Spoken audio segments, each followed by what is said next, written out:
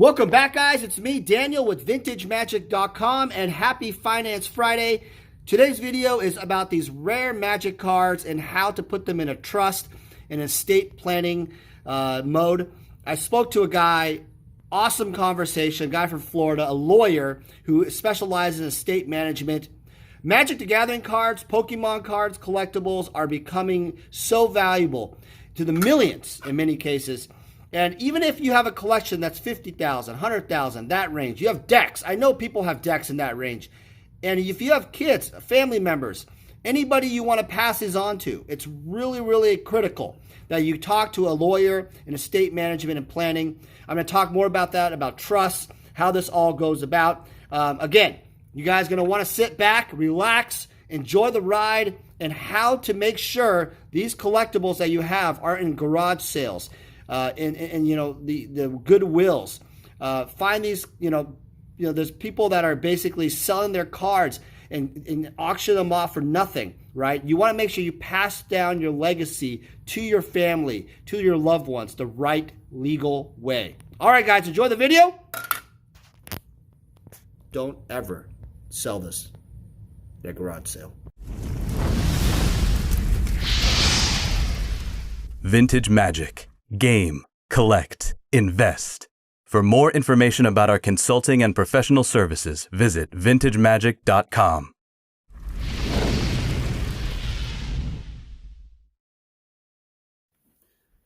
Welcome back, everybody. It's me, Daniel, with VintageMagic.com. And yes, today is Finance Friday. And by the way, tomorrow is January 16th, which is a national holiday. Just kidding. It is my birthday. Martin Luther King Jr. Day is national holiday, but my birthday is January 16th. So if you guys want to leave a comment below, leave a nice message, make me feel good, give me a hug.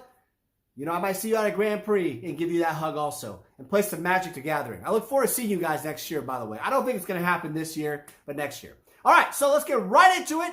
This video is all about estate planning, trusts, that conversation. I'm going to, this is a beginning point. I want to start out that I am not a lawyer. I am not a lawyer. So whatever I say, don't listen to. Like all the things I've been saying in all my videos, don't listen to them. I don't know why anybody listens to me. But anyway, don't tell me later, I don't want to get sued, that Daniel Chang from VintageMagic.com told me to do this. No, I did though, however, talk to a real estate lawyer, not a real estate lawyer, like a real estate thing. His name is Justin, and he's out of Florida. I will put his link of his website below. What I'm going to do is I'm going to follow up with him because I want you guys to put comments about what questions you have that I can have answered when I speak to him next. So today's more about why it's important. I saw the intro video. You saw a couple of Black Lotuses. Why is it important now? And that's kind of what I want to address today. So let's give a few scenarios. As a professional selling these cards, doing appraisals, consignments, whatever, right? I'm seeing a trend that's happening a lot as of late. One of the biggest. Hold on a second. Yes, Nick, I'll get you noodles. Okay, close. Okay, after I do my video. Okay, close the video. Door. All right. Sorry, guys. Again, interrupted. Even before my birthday. All right, so the big thing about all of this is to understand is that we need to start preserving these artifacts and cards, partially because of the fact that you're going to be passing down a legacy with your family and relatives or loved ones, whoever who's going to get them. Obviously, I don't have to explain to you, but I'll share with you for those of you who are like, what the hell is going on? I want to talk about estate planning. What are Magic the Gathering cards? See, the thing is, Magic the Gathering cards, for those of you who don't know what it is, are like collectibles, like Pokemon or baseball cards or memorabilia, whatever generation you're from, like comic books, etc. And those have become very, very valuable. Like, we're talking in the multi-millions in some cases. Mickey Mantle rookie card, 1952 tops, PSA 9, recently sold for, you ready for this? $5.2 million. The highest ever for any card, ever. The last card was a Mike Trout rookie card, that was signed, whatever, a 1 of 5 auto grade by BGS for $3.95 million by Vegas Dave, but that was going to get annihilated anyway very quickly. So this type of trend is going to go way higher. I mean, there are cards that are not even in the market that if they were on auction would sell for easily over 10 million, 15, maybe even $20 million.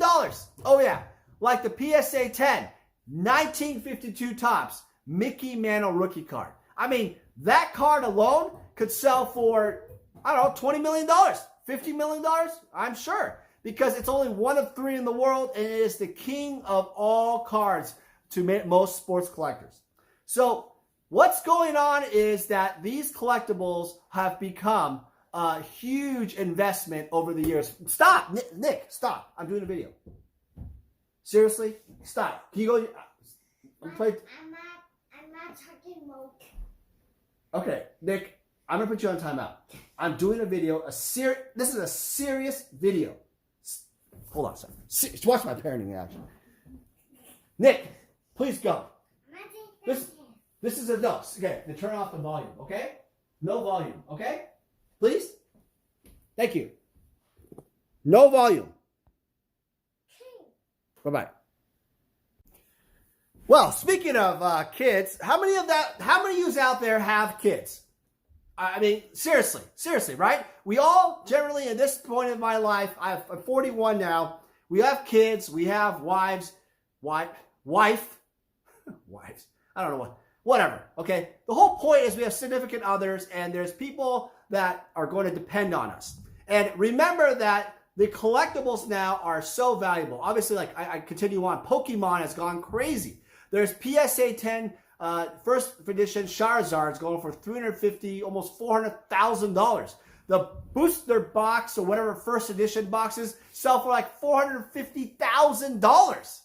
I mean, that's a price of a house or houses in some states, right?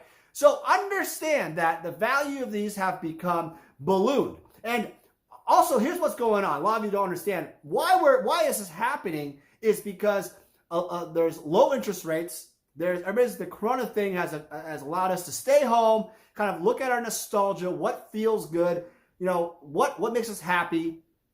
Also, traditional investments like gold, silver, God, gold, silver, terrible in my opinion. But anyway, you know, are being trumped by stocks, are being trumped by Bitcoin and collectibles. So people are using it as a way to have higher returns long term. Thus, you should be considering investing in collectibles, and in this case, having estate planning and management. So, I had this conversation with Justin, the lawyer, and I had a lot of questions, but I didn't write every single one down. So again, in the comments, if you have questions, put them below for Justin. I'm going to do a follow-up, all right? Great guy, by the way, spent some time with me. Didn't charge me anything, was a magic enthusiast, and loves the videos. Justin, thanks for the shout-out. Thanks for helping me out. All right, so first off, first thing I asked was, can he help me with my estate planning? No, he is studying law in Florida, which is all the way down where Rudy lives. I am in Washington State, right, as a business, so I essentially have to get someone in Washington State. Understand that estate planning is very interesting because there's also a thing called the estate tax or the death tax in many ways. There's a federal estate tax, and there's also, I found out recently, actually what sucks, is the state estate tax. Makes sense? The state that you're in charges you an estate tax. So you get double taxed. What? Okay, after I do the video. Okay? After video. What is going on here? God, distractions. Okay. So you get double tax. I mean, you only get taxed for your wages, and then you make investments, whatever, make money, and then you basically get taxed by the federal government and then the state you're living in. What the hell is going on when you die? So remember that. That is a huge, huge thing. And again, talk to a real lawyer about what you can do and how that works. But really important for you guys, typically I thought there was just a thing called a will. And a will is just a document where you want your assets to go to. But estate planning or using an estate lawyer is a lot more, from what Justin has said, allows you to essentially have more protection and more clear cut, if that makes sense. If you have multiple kids and you have, people that you want to give to this and this and multiple assets, it gets kind of confusing. For example, if if someone passes away in your family and they leave a bunch of magic cards or collectibles, it could get really dicey who gets what, right? It's like, no, he promised me that. He said that. She said that. No, it's absolutely terrible. So an estate lawyer, right, estate planning lawyer can really help, say, okay, no, it is in stone. This is what you get. But look, the whole thing with estates and stuff, a lot of you who watch this video are like, yeah, why would I care? I only have $100,000 of magic cards. I have $50,000 of magic cards. I don't have millions of dollars of cards. I'm not Star City Games. I'm not Channel Fireball. I don't have tons of cards. Well, what's going on here, right? Well, the thing is, here's what I'll say about that. You're actually incorrect in the sense that it means a lot to you. Because if you love your kids, you love your family, it's wise to get your ducks in a row, as they say. Because that kind of money can balloon over the years into even millions of dollars. $50,000 of magic cards, $100,000 could easily become millions of dollars. Hence Pokemon. $50,000 of Pokemon, 10 years ago is now $1 million. $1 million, right? Same thing with Bitcoin type of thing, right? So understand, you're kind of thinking like short term, think long term, right? So, now obviously why are we doing all this? Because of legacy. We have a thing where we have to pay off student loans for your college for the kids, give them, maybe buy them, start them a down payment for their house, a car, whatever, right? Pay off debt. These are reasons to care, right? And obviously build a legacy, a foundation for wealth. Now, a lot of you probably are not quite there yet, from a personal standpoint. You may not own your house or houses or whatever. You might have student debt yourself. You might have other, credit card debt. So you're trying to get there, right? So in this case, what would happen is this mathematical equation. It would be your estate, which is your cards, your car, whatever you leave, minus essentially your debt, right? And then equals whatever the final net number is for your estate. Now, if you are married, I believe there is a thing where you can give to your spouse everything effectively, and there's no additional tax. I gotta look that up. Again, that's a good question for Justin. I read about this, so you can avoid the estate tax itself. Now, estate tax, though, is very high limits. You have to make almost like $10 million of your estate has to be valued over $10 million just to even start paying any tax for the federal level. For other states, I think Washington State, $2.2 million is the starting point to even get taxed at all. So again, this only applies. But again, Magic the Gathering, sports cards, a lot of you guys have millions of dollars. I mean, seriously, believe it or not, who are these people? Who are these crazy rich people? They're just normal people, honestly. They're not necessarily super wealthy like Bill Gates or whatever, but there are lots of people who have other assets, who have made, millions of dollars in a business or a law firm, being a doctor, invested well in cryptocurrency, whatever the hell it is, poker, it doesn't matter what it is, right? Lots of people have lots of ways to make money. Real estate has grown like crazy. People's houses have grown. It has lots of avenues. So don't worry. This just applies to a lot of different people. All right. So let's talk about some of the next steps here and what I think, so I've kind of talked about why the cards and collectibles have gone where they are. Also, why, obviously, from a legacy standpoint. Now the question is, how do I actually begin that process? So that's something I'm going to have to talk to Justin again. But from what I talked to him initially, it's basically finding an estate trust type of lawyer in your state.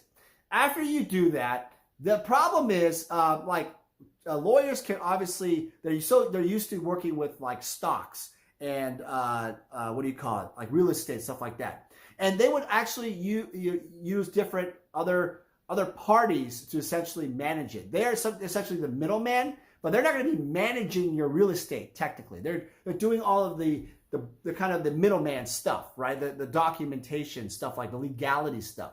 So it's something interesting because it actually brought the conversation, if down the road, right, people, think about the scenario. Players in Magic the Gathering are going to start passing away. And it's already happened, by the way. I've worked with several, unfortunately, collections that, hey, uncle left us a lot of Power 9, and he was an old Magic collector, I had a lady who had a husband that passed away in a storage unit, and we ended up purchasing the remaining parts of that storage unit and such. So there's definitely, these scenarios are going to happen. So typically, like if you're a Magic player, like let's say you're the Magic player, and then everybody else, your family, your wife and your 2 kids, let's say, don't really understand Magic. And let's say they're young kids, and the wife doesn't understand understand Magic. So how are they going to sell these cards? Are they just going to eBay them? Okay, well, that's a possibility. Maybe use a consignment or appraisal, maybe through us, vintagemagic.com. And if you are looking for that, you can always contact me on vintagemagic.com, and we can go to the services tab and can help you out. But the thing is, how else do you do it? You can do buy lists, but the thing is, do they understand what buy lists are? That's the thing. What's a buy list to someone that doesn't understand what a buy list is? How about a Magic show? Do they understand that, hey, I can walk into a Magic show, which right now it's not happening, and maybe sell to a vendor? So there are a lot of different options. Even Facebook now is an option. There's like Facebook Marketplace. People have sold Magic cards on Goodwill. They've been donated on Goodwill, in fact. There was a collection where a client said he picked up Power 9 from Goodwill. Ridiculous, insane, right? So it happens a lot. It doesn't happen a lot, but the most common scenario that I feel is going to happen is they're probably going to research online, type in Magic the Gathering, and how do I sell them, right? And there's so many options, and there's a lot of steps to this. So that's where the estate planning lawyer comes from, because I think it's really wise, and I feel like it's the smartest thing you can do is that you could start at least having it in writing where it's going to go, and it'll be more efficient and clear to your family members. But I feel like, like after you get to that part, you speak to the estate planning lawyer, all that stuff, you'll have a peace of mind. I think that's a huge thing I want to talk about is, giving your family members, your wife, that peace of mind that there is a process where you kind of give them a roadmap of what to do. I think that's pretty honestly the right thing to do. It's very, it really shows that you cared about them, right, and your family.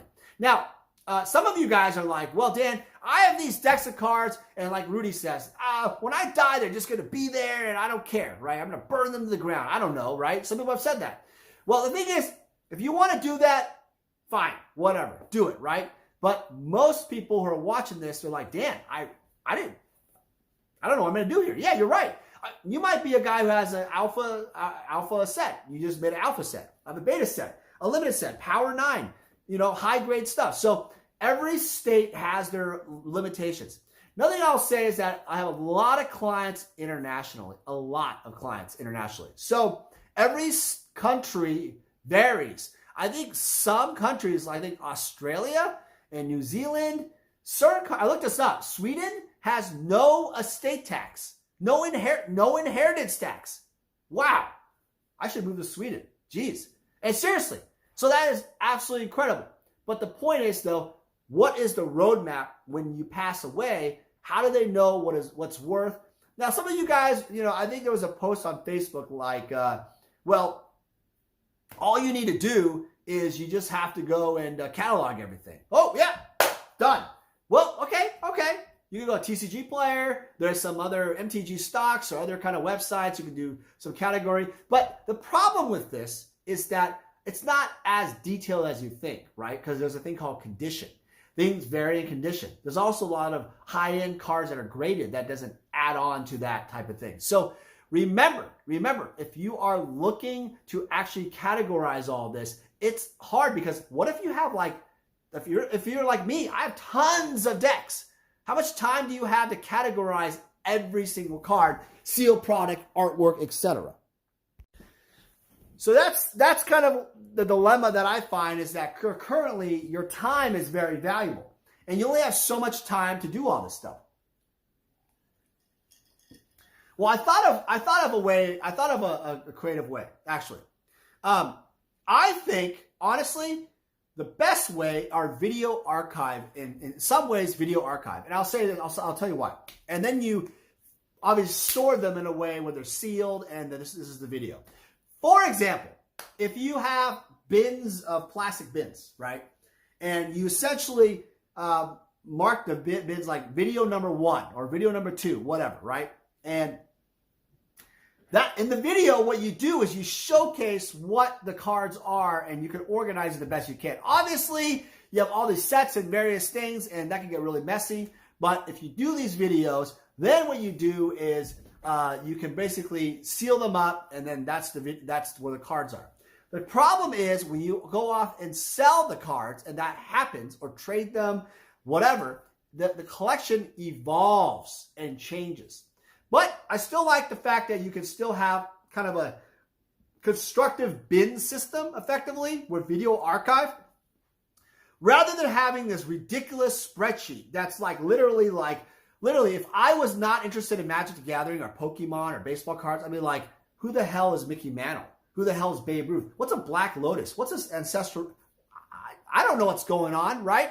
So there's so many nuances and details in collectibles, it gets absolutely crazy. So I think that it makes sense, because another thing I also get from consigners and people that want to sell, they always say the same question. They always say the same comment. Dan, I want to get the most for my collectibles every single time. Every single time. Every single person. And I always tell them the same thing. Unfortunately, you're going to have to pay a fee somewhere to somebody. Doesn't matter if it's eBay, PayPal, the vendor you're selling to, the card shop, me. It doesn't matter. Rudy. I don't care who you're selling it to. You still have to lose some of the money unless you do it yourself and you create a business and a brand. And you can reach out to clients and sell them yourself. But that takes time. Why would you fix your own teeth? You're not a dentist, right? Would you give yourself your own shots? No, you're not a doctor. So obviously you have to pay for someone's time and energy. So I think that people have to understand that regardless of whatever route you go, you're going to have to pay some money, and especially with a state lawyer, they're going to charge you a fee to construct all the paperwork and all that kind of stuff. All right, so this video has been a little long-winded. It's kind of an intro, kind of. All right, guys, so wrap it up. Yeah, I want to hear from you guys what you want Justin to kind of answer. You know, right off the top of my head, I kept thinking about what are some of the thresholds of collections that are ideal for estate planning. What's interesting is because Justin, is out of Florida, you can't use him, but is there a network of lawyers that actually work on this that he can recommend? And the answer is yes. However, how many of them actually know Pokemon, Magic the Gathering, baseball cards? How does it work? But the thing is, the lawyer's job is to really guide you in that that path and really do the best for your estate and passing it to your family. So I think this has been a really important topic. I hope it's a first of many videos, but I hope you guys really learned something from it. And if you guys, again, I really appreciate you guys. I appreciate everything you guys have done for me over the years, to the customers and friends and family who I've built over the years as a network, and just spending time playing Magic, playing games, just friendships, the memories, right? It's been one of the greatest honors to be a part of your guys' life and to, share that collectible passion throughout the years. So it's been really awesome. So anyway, I hope you guys have a great weekend, and we'll talk to you guys soon. Happy birthday to you. Happy birthday to you. Happy birthday to Daddy. What's that? What's happy birthday? Ready, go. Go. Happy, go. Okay, go. Happy. Can you say for Daddy? Go. My birthday's tomorrow. See, say it. Ready, go. It's my birthday. Happy birthday to you. Can you say? Happy birthday to Nick. What? To Daddy. Happy birthday to you. Happy birthday birthday to you. you. Happy birthday to Daddy. Nick. Happy birthday to you. Nick. How old are you? How are you? I'm 4. I'm 7. How old is Daddy? 41. You might be 41. You're 41? You might be 41. Okay. I love you. Give a You kiss. 4. I'm 4. Can I give a kiss? Love you. Bye-bye. Happy birthday Happy to birthday to you. you. Happy birthday to you. Bye. Okay. They are racing in the Swiss Alps.